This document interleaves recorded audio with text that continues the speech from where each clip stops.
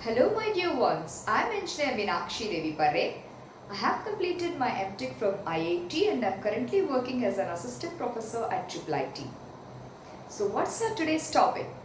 Our today's topic of interest is mastering the vocabulary in English. It is an interesting topic. Before going to the session, vocabulary made easy, let me explain you the strategy of mastering the vocabulary in English. First of all, as soon as you see the word, stay cool and calm. Have a glance at the word and try to comprehend whether the word is a positive word, a negative word or a neutral word. In my sessions, I am going to present a positive word in green, a negative word in red and a neutral word in white. The next step is to learn the phonetic spelling. Pronunciation of the word is the first step of mastering the word. The more you say it, the more you can use it. Next step is to have a better insight towards the word by learning the parts of speech. You have to identify the parts of speech of the word.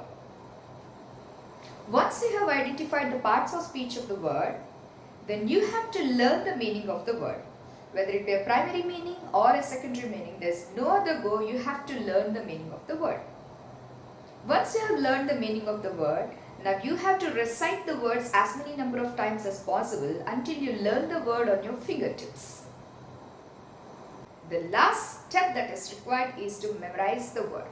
In order to memorize the word, you have to use the mnemonics. And mnemonics are the blind symbols that are used to remember the word.